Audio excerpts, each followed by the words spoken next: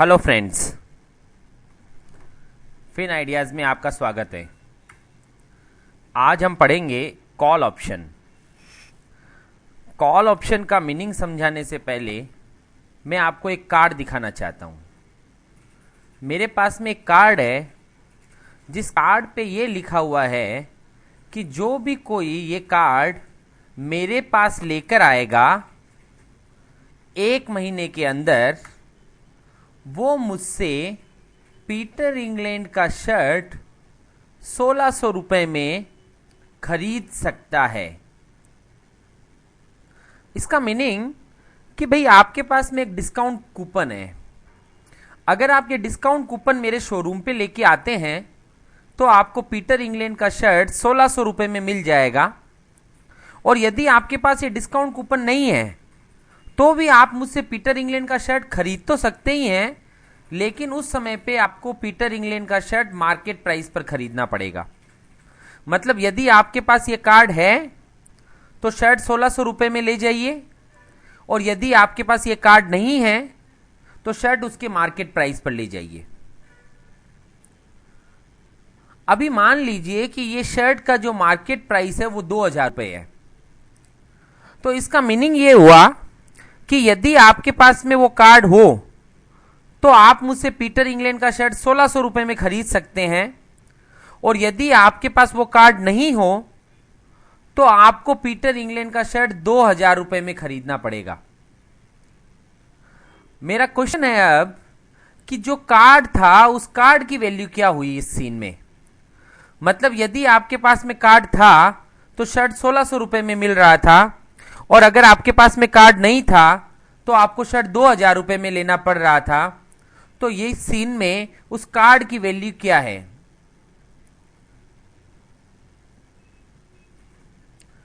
तो यहां पर अपने को यह समझ में आ रहा है कि क्योंकि उस कार्ड के कारण अपने को 400 रुपये का बेनिफिट मिल रहा था, तो उस कार्ड की वैल्यू है 400 रुपी।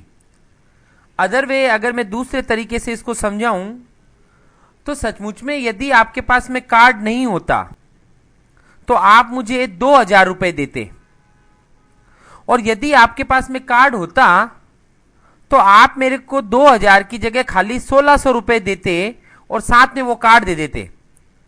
तो उस कार्ड के कारण आपको मुझे 400 रुपये कम देने पड़े। इसका मतलब इनडायरेक्टली मैं ये कह सकता हूं कि उस कार्ड की जो वैल्यू थी वो 400 रुपये थी। अब मैं उससे आगे बढ़ता हूं कि मार्केट में जैसे जैसे शर्ट की प्राइस चेंज होती है तो उस कार्ड की वैल्यू का क्या इफेक्ट रहता है।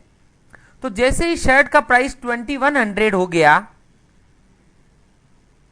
तो अब उस कार्ड की वैल्यू इमीडिएटली चेंज होकर के 500 रुपये हो जाएगी, क्योंकि यदि आपके पास वो कार्ड है तो आप मुझसे पीटर इंग्लैंड का शर्ट 1600 रुपये में खरीद सकते हैं, और मार्केट में अब वो शर्ट 2100 रुपये में मिल रहा है। तो क्योंकि आपके पास वो कार्ड है तो आपको 500 रुपए का बेनिफिट मिल रहा है। So that I can say the value of that paper is now 500 rupee. Again उससे आगे बढ़ते हैं। जैसे ही शर्ट का प्राइस 2500 हो गया, इमीडिएटली कार्ड की वैल्यू 900 रुपी हो जाएगी।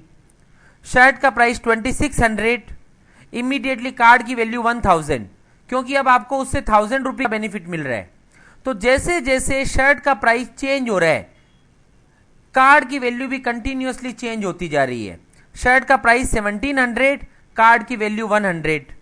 शर्ट का प्राइस 1600, सो कार्ड की वैल्यू 0, क्योंकि अब आपको कोई नया बेनिफिट नहीं मिल रहा है उस कार्ड से। आप यदि मेरे शोरूम में बिना कार्ड के आते हैं तो भी आप 1600 रुपये में शर्ट खरीद सकते हैं, और यदि आप मेरे शोरूम में कार्ड के साथ आते हैं तो भी आप 1600 रुपये में ही शर्ट खरीद पाते हैं। तो उस कार्ड के कारण आपको कोई एडिशनल बेनिफिट नहीं मिल रहा है, इसलिए value of that card is 0। अब इंटेलिजेंट क्वेश्चन, यदि मार्केट में शर्ट का प्राइस 1500 हो तो कार्ड की वैल्यू क्या होगी। तो अब अच्छे से समझिएगा कि उस कार्ड में यह लिखा हुआ था कि आप जब चाहो तब 1600 रुपये में पीटर इंग्लैंड का शर्ट खरीद सकते हैं। इसका मतलब आपके पास में शर्ट खरीदने का हक था, आपके ऊपर में कोई कंपल्सन नहीं है। तो यदि मार्केट में ही वो शर्ट 1500 में मिल रहा होगा तो आप वो कार्ड ले जा करके 1600 रुपए में शर्ट नहीं खरीदेंगे। आप बिना कार्ड के ही शोरूम में जाएंगे और 1500 रुपए में वो शर्ट खरीद लेंगे। तो उसका इनडायरेक्ट मीनिंग है कि यहां पर आप उस कार्ड को फाड़ के फेंक देंगे, उस कार्ड का कोई वैल्यू नहीं है आपके लिए। So the value of that card will be 0 in this case. अब उससे आगे अपन समझते हैं कि क्या इफेक्ट हो रहा है। तो सचमुच में जैसे जैसे शर्ट की प्राइस चेंज हो रही है, इमीडिएटली पेपर की वैल्यू भी चेंज हो रही है। शर्ट का प्राइस बढ़ रहा है तो पेपर की वैल्यू भी बढ़ जा रही है, और शर्ट का प्राइस घटता है तो पेपर की वैल्यू भी घट जाती है। और यदि मार्केट में कोई कारण से शर्ट अवेलेबल ही नहीं हो तो वो पेपर की भी कोई वैल्यू नहीं है। तो इसका मीनिंग ये हुआ कि वो पेपर की वैल्यू जिंदा हो रही है, वो पेपर की वैल्यू पैदा हो रही है, वो पेपर की वैल्यू बन रही है, वो पेपर की वैल्यू डिराइव हो रही है किसी बेस एसेट के ऊपर से। उस बेस एसेट का नाम है पीटर इंग्लैंड का शर्ट इस एग्जाम्पल में। तो as the value is deriving from the value of any underlying asset, that is why this concept is called derivatives. और यहां पर क्योंकि हमको खरीदने का हक मिल रहा था, आपके पास में खरीदने का हक आया था कि आप जब चाहें तब पीटर इंग्लैंड का शर्ट खरीद सकते हैं। तो क्योंकि आपको यहां पर खरीदने का हक मिल रहा था, तो इस ऑप्शन को हम बोलते हैं कॉल ऑप्शन। सो कॉल ऑप्शन का मीनिंग है राइट टू परचेज।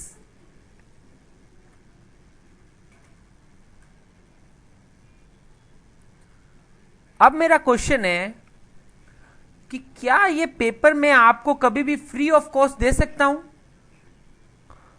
मतलब मेरे पास में ऐसे बहुत सारे पेपर हैं जिसके ऊपर ये लिखा हुआ है कि आप जब चाहो तब पीटर इंग्लैंड का शर्ट 1600 रुपए में खरीद सकते हो, और ये कार्ड मेरे पास में बहुत सारे हैं। तो मैं मार्केट के अंदर में क्या ये कार्ड फ्री में भी बांट सकता हूं क्या? कि बहुत सारे लोग हैं, उन लोगों को मैंने ये सब कार्ड फ्री में दे दिए कि भैया जब चाहो तब मुझसे पीटर इंग्लैंड का शर्ट 1600 रुपए में ले जाना। अगर हां तो कब? तो एकदम अच्छे से सोचने के बाद में ये समझ में आ रहा है कि सचमुच में ये कार्ड को यदि मैं फ्री में दे देता हूं, मान लीजिए मार्केट अभी चल रहा है 1200 और मैंने तो आपको 1600 रुपए में खरीदने का हक दिया, तो ये हक मैंने आपको फ्री में दे दिया। लेकिन एक महीने का क्योंकि टाइम वैलिडिटी था उसके अंदर, तो एक महीने में वो 1200 रुपए वाला शर्ट कल को 1800 रुपए हो गया। तो आप सभी के सभी लोग मेरे शोरूम पे आ जाएंगे और मुझे कहेंगे कि लाइए 1600 रुपए में शर्ट दीजिए। तो 1800 रुपए वाला शर्ट मुझे आपको 1600 में देना पड़ेगा, और मुझे हर शर्ट के ऊपर में 200 रुपए का लॉस करना पड़ेगा। लेकिन कोई कारण से यदि मार्केट के अंदर में शर्ट का प्राइस 1200 ही रह गया, तो मैं आप सब लोगों को फोन करके बुलाऊंगा कि भैया आप लोग 1600 रुपए में शर्ट लेने वाले थे, प्लीज आइए। और आप में से कोई भी शर्ट 1600 रुपए में खरीदने के लिए नहीं आने वाला है। तो जब मुझे लॉस होने वाला होगा तो मैं 200 रुपए का लॉस करने वाला हूं हर शर्ट पे, और जब मुझे प्रॉफिट होने वाला होगा तब आप लोग कोई आएंगे नहीं मेरे शोरूम पे। तो इसका मतलब मुझे कभी प्रॉफिट होने वाला ही नहीं है इस डील में। तो अगर मुझे कभी प्रॉफिट होने वाला ही नहीं है तो मैं ऐसा बिजनेस करने वाला ही नहीं हूं। तो उसका इनडायरेक्ट मीनिंग ये है कि मैं ये कभी भी ये कार्ड आपको फ्री में नहीं देने वाला हूं। मैं चाहे तो इसका 10 रुपये चार्ज करूंगा, और यदि कोई कारण से मार्केट 1600 के ऊपर नहीं गया तो आप मुझसे शर्ट खरीदने नहीं आएंगे, तो वो जो कार्ड को आप फाड़ के फेंक देंगे, तो वो जो 10 रुपए जो जितने में मैंने आपको ये कार्ड बेचा था वो मेरा प्रॉफिट हो जाएगा।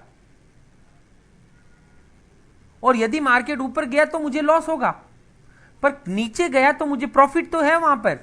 तो इसका मीनिंग ये हुआ कि कभी भी ये कार्ड मैं आपको फ्री में नहीं दूंगा, मैं इसका कुछ ना कुछ चार्ज करूंगा। अब अपन समझते हैं कि चलो इससे आगे एक स्टेप और बढ़ते हैं कि मान लीजिए मैंने इस कार्ड का आपसे 100 रुपया चार्ज किया। सो उसका मीनिंग ये है कि आपने मुझे 100 रुपए दिए और मैंने आपको एक हक दिया। क्या हक दिया? कि एक महीने के अंदर जब चाहो तब पीटर इंग्लैंड का शर्ट मुझसे आप 1600 रुपए में खरीद सकते हो। आपसे 100 रुपए मैंने ले लिए और आपको ये राइट दे दिया। अब मान लीजिए मैच्योरिटी पे शर्ट का प्राइस 2100 क्लोज हुआ, तो इसका मतलब शर्ट का प्राइस बढ़ गया।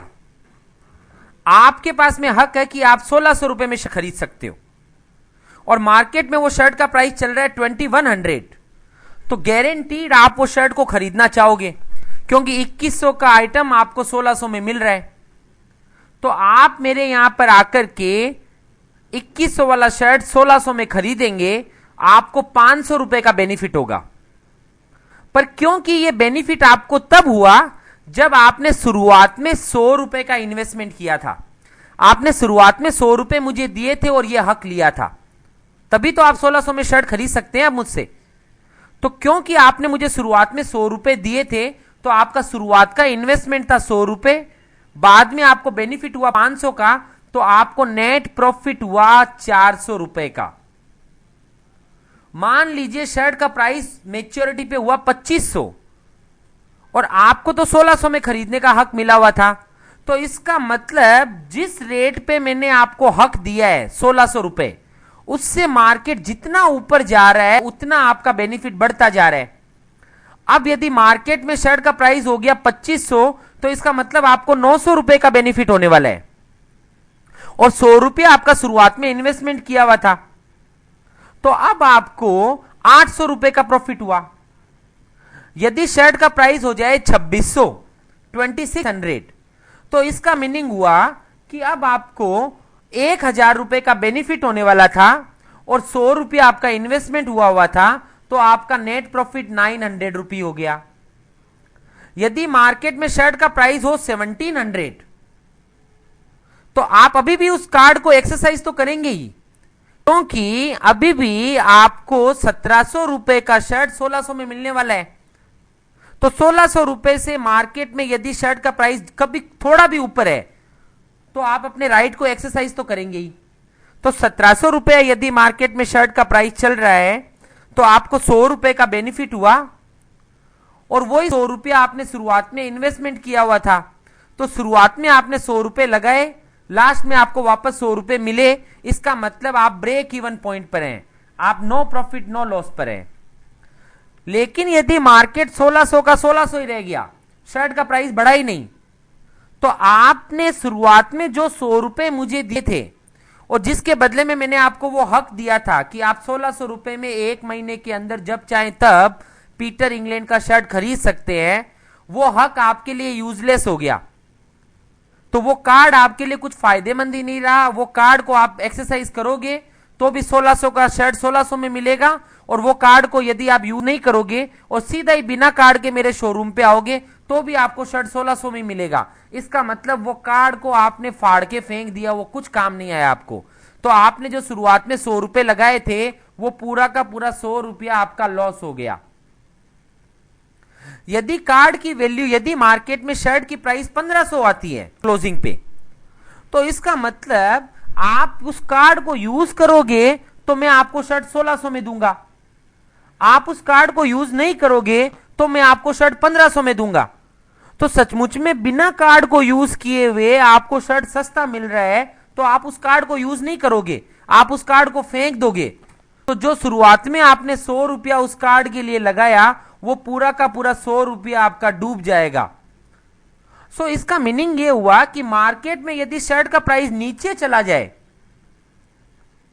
तो आप उस कार्ड को यूज नहीं करोगे, तो आपको उस कार्ड का जो 100 रुपया लगा हुआ था वो वेस्ट हो गया। और यदि मार्केट में 1600 रुपए से शर्ट का प्राइस ऊपर चला जाए, तो आप अपने हक को यूज करोगे, और यूज करने पर जितना आपको मार्केट ऊपर जाएगा उतना आपको वो प्रॉफिट मिलता जाएगा।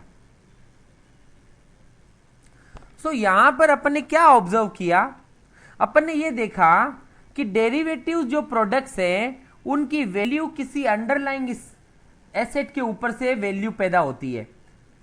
सो यहां पर वो अंडरलाइंग एसेट थी पीटर इंग्लैंड का शर्ट।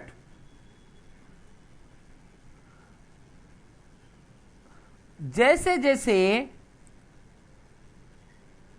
पीटर इंग्लैंड शर्ट की प्राइस चेंज हो रही थी, इमीडिएटली पेपर की वैल्यू भी चेंज हो रही थी। तो सचमुच में पेपर की खुद की कोई वैल्यू नहीं थी, पेपर की वैल्यू डायरेक्टली रिलेटेड थी उस अंडरलाइंग एसेट के ऊपर से।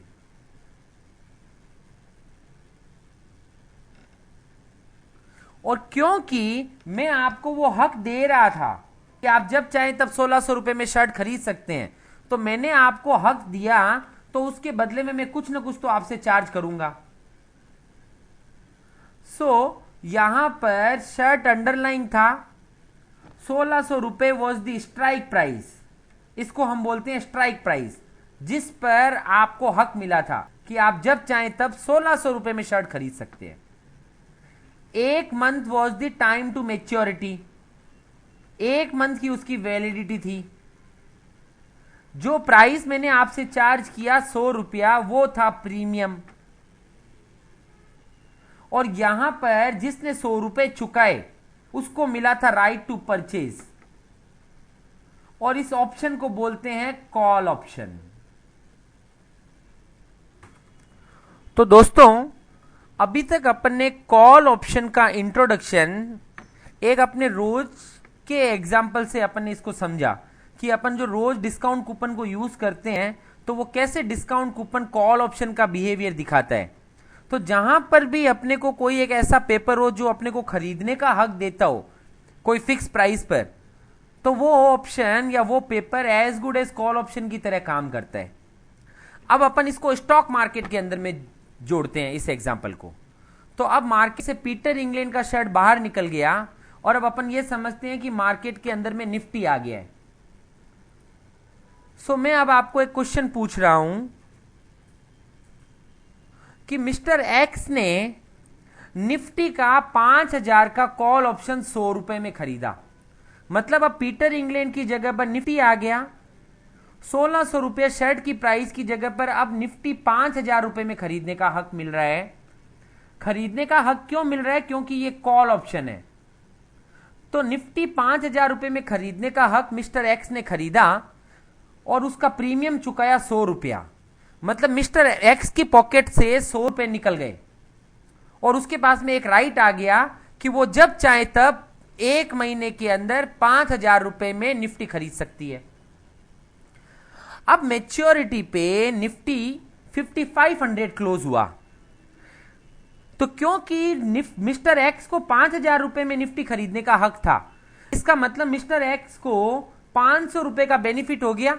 5500 रुपए वाली निफ्टी मिस्टर एक्स को 5000 रुपए में मिलने वाली है। So mister X is going to get the benefit of ₹500 on the investment of ₹100। 100 रुपए का इन्वेस्टमेंट किया, 500 का बेनिफिट हुआ, तो कैन आई से दिस कि मिस्टर एक्स का प्रॉफिट है वो 400 रुपए रहा। अगर मार्केट में 5800 निफ्टी क्लोज हो तो मिस्टर एक्स का प्रॉफिट और बढ़ जाएगा। 5000 रुपए में खरीदने का हक था, 5800 मार्केट क्लोज हुआ तो 700 रुपया मिस्टर एक्स का नेट प्रॉफिट रह जाएगा, क्योंकि 800 का बेनिफिट है और 100 रुपया इन्वेस्टमेंट किया हुआ था मिस्टर एक्स का शुरुआत में, तो नेट प्रॉफिट मिस्टर एक्स को 700 रुपए हो गया। सिमिलरली 6000 रुपये यदि मार्केट प्राइस हो मैच्योरिटी पे, तो अब आप सोचिए कि क्या आंसर आएगा, मिस्टर एक्स को क्या प्रॉफिट या लॉस होगा। अब मैं आंसर दे रहा हूं उसका कि मिस्टर एक्स को 6000 रुपए की मैच्योरिटी पे 900 रुपए का प्रॉफिट होगा, क्योंकि 1000 रुपए का उसको नेट बेनिफिट हुआ, 100 रुपया उसका शुरुआत में लगा हुआ था। So 900 will be the net profit to mister X. Similarly 6200 पे 1100 का प्रॉफिट होगा। यदि मार्केट में 4700 मैच्योरिटी क्लोज आती है तो इसका मतलब मिस्टर एक्स को अब कोई बेनिफिट नहीं है 5000 में अपना राइट एक्सरसाइज करने में, क्योंकि यदि वो कॉल ऑप्शन के थ्रू अपना राइट एक्सरसाइज करे तो उनको निफ्टी 5000 में मिलेगी, और यदि बिना कॉल के वो मार्केट से निफ्टी खरीदे तो निफ्टी 4700 में मिल रही है। तो यदि मार्केट में स्पॉट प्राइस 4700, स्पॉट प्राइस यदि स्ट्राइक से नीचे चलेगी तो मिस्टर एक्स इस कार्ड को फाड़ के फेंक देगा, इस कार्ड को यूज नहीं करेगा, तो इस कार्ड का जितना शुरुआत में मिस्टर एक्स ने चुकाया वो उसका मैक्सिमम लॉस होगा। सो यदि मार्केट 4700 क्लोज होता है तो मिस्टर एक्स का लॉस हो जाएगा 100 rupee. Come on my dear friends, क्या ये पॉइंट आपको एकदम अच्छे से समझ में आया? मैं फिर से रिपीट कर रहा हूं, यदि मार्केट 5000 से नीचे चला जाता है तो मिस्टर एक्स को अपना कॉल ऑप्शन एक्सरसाइज करने में कोई बेनिफिट नहीं है, क्योंकि वो मार्केट से डायरेक्ट खरीदेंगे तो 4700 में उनको निफ्टी मिल जाएगी। तो वो कार्ड के थ्रू, उस कॉल ऑप्शन के थ्रू 5000 में निफ्टी खरीदने का कोई बेनिफिट ही नहीं है। तो उन्होंने ये कार्ड लेने के लिए जो शुरुआत में 100 रुपए चुकाए थे वो उनके पूरे यूजलेस गए, वो पूरा का पूरा वेस्ट हो गया। तो वो 100 रुपया उनका पूरा लॉस हो जाएगा। कई बार यहां पर हम ये मिस्टेक करते हैं कि मार्केट जितना नीचे जाता है हमको ये फील होता है कि उतना लॉस हो गया, पर हमें यह समझना है कि शुरुआत में मिस्टर एक्स ने खाली 100 रुपए का इन्वेस्टमेंट किया था।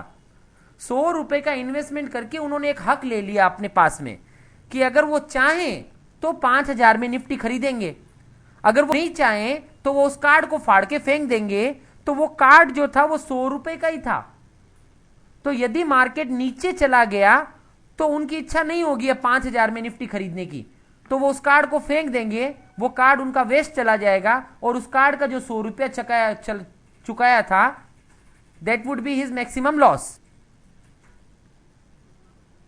सिमिलरली यदि मार्केट 4900 हुआ, वापस वही बात है कि मिस्टर एक्स अपना राइट यूज नहीं करेंगे और ये 100 रुपया उनका लॉस। यदि मार्केट 4800 हुआ, फिर मिस्टर एक्स अपना राइट यूज नहीं करेंगे, 100 रुपया लॉस। मतलब मिस्टर एक्स जब भी अपना राइट यूज नहीं करेंगे उनको 100 रुपए का लॉस हो जाएगा जो प्रीमियम उन्होंने पे किया था। लेकिन यदि मार्केट 5100 आया तो वापस मिस्टर एक्स को अब कुछ तो वापस मिलने वाला है। 5100 का जो निफ्टी है वो मिस्टर एक्स को 5000 में मिलने वाला है। So he will use his right और उन्हें 100 रुपए का बेनिफिट हुआ। 100 रुपए उन्होंने शुरुआत में चुकाया था। So he will be at nil, no profit no loss. Market यदि 5000 रह गया तो वो एक्सरसाइज करो या ना करो एक ही बात है। कार्ड को अपना एक्सरसाइज करेंगे तो भी उनको 5000 में निफ्टी मिलेगी और डायरेक्ट मार्केट से लेने जाएंगे तो भी 5000 में निफ्टी मिलेगी। तो उनको कार्ड कोई भी यूज नहीं आया और जो 100 रुपए उस कार्ड के लिए लगाए हुए थे वो पूरे उनके लॉस हो गए। यदि मार्केट 5050 क्लोज हुआ, ये बहुत इंटेलिजेंट पॉइंट है, मार्केट यदि 5050 क्लोज हुआ तो क्या मिस्टर एक्स अपना राइट एक्सरसाइज करेंगे? तो मेरा आंसर है पक्का करेंगे। क्यों करेंगे? क्योंकि यदि आज वो मार्केट के अंदर में शर्ट खरीदने जाते हैं तो उनको 5050 में मिल रहा है, और यदि वो कार्ड के थ्रू यूज करते हैं, अपने कॉल ऑप्शन के थ्रू शर्ट खरीदते हैं, सॉरी निफ्टी खरीदते हैं, तो उनको निफ्टी 5000 में मिलता है। तो इसका मतलब कॉल ऑप्शन के थ्रू अभी भी उनको 50 रुपए का बेनिफिट है। मैं ये बात अच्छे से मानता हूं कि मिस्टर एक्स ने तो 100 रुपए का इन्वेस्टमेंट किया था और बेनिफिट 50 का ही हो रहा है, पर इस कारण से उनको लॉस 50 का ही हुआ। यदि वो ये राइट को एक्सरसाइज नहीं करेंगे तो उनका पूरा 100 रुपया डूब जाएगा, और यदि वो अपने राइट को एक्सरसाइज करते हैं तो उनको 50 रुपए वापस मिल गए बेनिफिट के नाम पर, और उनको खाली 50 रुपए का ही लॉस हुआ। तो चलिए दोस्तों एक एग्जाम्पल अपन और सॉल्व करते हैं।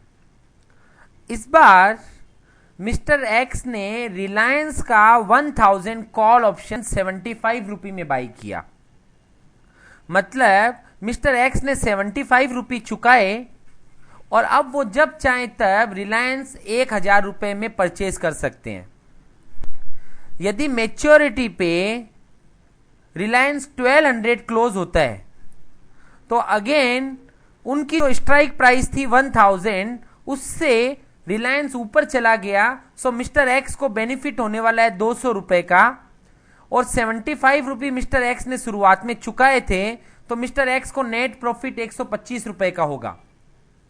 यदि मैच्योरिटी 1075 पे क्लोज हो तो मिस्टर एक्स को 75 का बेनिफिट होगा, और 75 रुपए उन्होंने शुरुआत में चुकाए थे, तो उनको कोई नया प्रॉफिट नहीं हुआ, उनको नो प्रॉफिट नो लॉस पे वो आ गए और वो 0 रुपये पे रह गए। अब यदि स्पॉट प्राइस रिलायंस का मैच्योरिटी पे 1025 क्लोज होता है तो सचमुच में मिस्टर एक्स अपना राइट फिर भी एक्सरसाइज करेंगे। 1000 रुपए के ऊपर यदि रिलायंस का भाव जाता है तो मिस्टर एक्स अपना राइट तो एक्सरसाइज करेंगे ही, वो राइट एक्सरसाइज करने पर उनको 25 रुपए का वापस बेनिफिट मिलेगा, पर उन्होंने तो शुरुआत में 75 रुपये लगा रखे थे, तो उनको यहां पर 50 रुपए का लॉस होगा। यदि मार्केट 1000 रुपया क्लोज होता है तो मिस्टर एक्स को कोई नया बेनिफिट नहीं हुआ और उनका जो 75 रुपये उन्होंने शुरुआत में चुका रखा था वो पूरा डूब गया, तो उन्हें पूरा 75 रुपए का लॉस हो गया। और यदि मार्केट रिलायंस का भाव 1000 रुपए से नीचे चला गया, 900 रुपए हो गया, तो अब मिस्टर एक्स अपने कॉल ऑप्शन को यूज नहीं करेंगे और उन्होंने जो उस कॉल ऑप्शन के लिए 75 रुपए लगाए थे वो पूरा उनका लॉस हो जाएगा। इसका मतलब मैं ये कह सकता हूं कि जो भी कोई कॉल ऑप्शन बाई करता है उसका मैक्सिमम लॉस प्रीमियम जितना ही है। जितना प्रीमियम उन्होंने चुकाया वो उनका मैक्सिमम लॉस है, लेकिन उनका जो मैक्सिमम प्रॉफिट है वो जैसे जैसे मार्केट में स्पॉट प्राइस बढ़ती जाती है उसका प्रॉफिट बढ़ता जाता है। तो यहां पर कॉल ऑप्शन बायर का लॉस लिमिटेड है अप टू प्रीमियम और प्रॉफिट अनलिमिटेड है। एक एग्जांपल अपन और सॉल्व करते हैं। इस बार मिस्टर एक्स ने सुजलॉन 50 का कॉल 5 रुपए में खरीदा। मिस्टर एक्स ने सुजलॉन 50 का कॉल, मतलब स्ट्राइक प्राइस 50 का है और मिस्टर एक्स ने 5 रुपया प्रीमियम चुका करके ये राइट टू परचेज ले लिया। तो मैं इस एग्जाम्पल को यहां पर ड्राफ्ट कर देता हूं।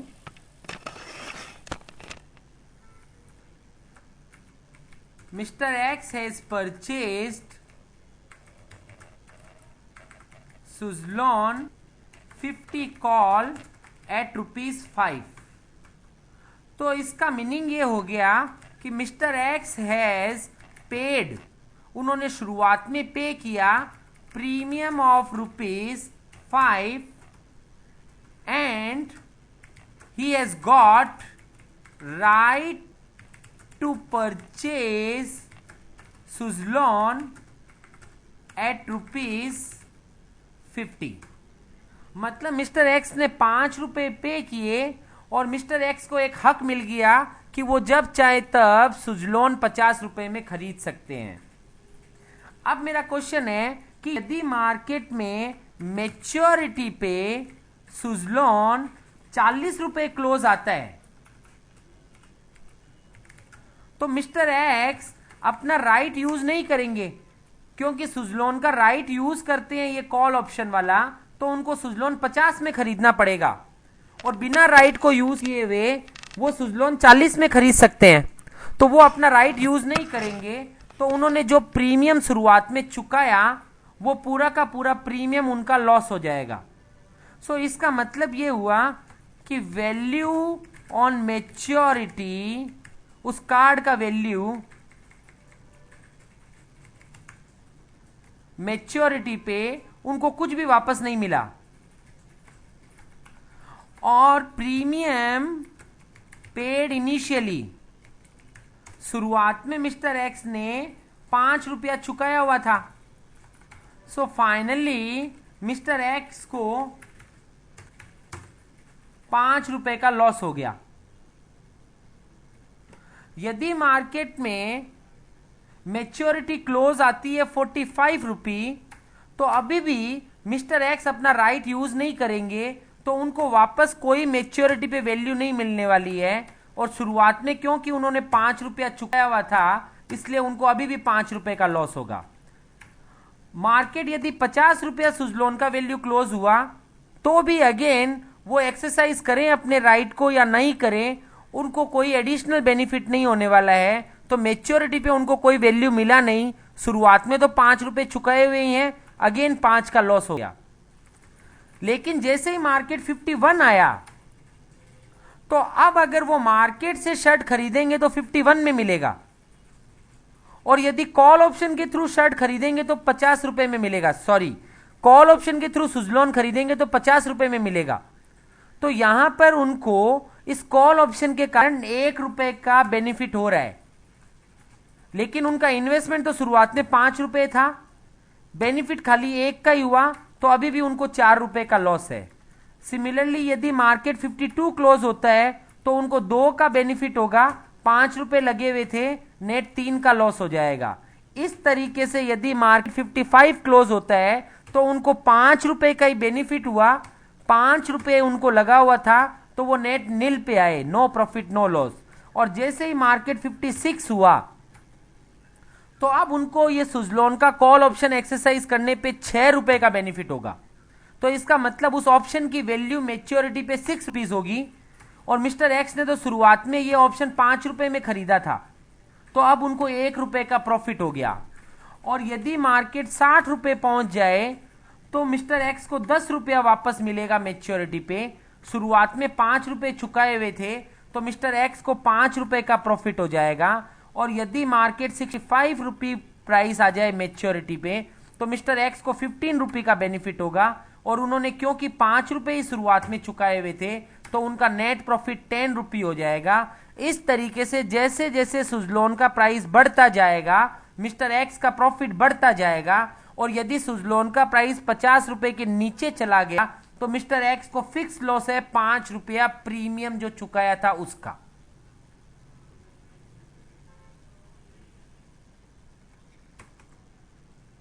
तो दोस्तों ये एक्सप्लेनेशन था कॉल ऑप्शन बाई का।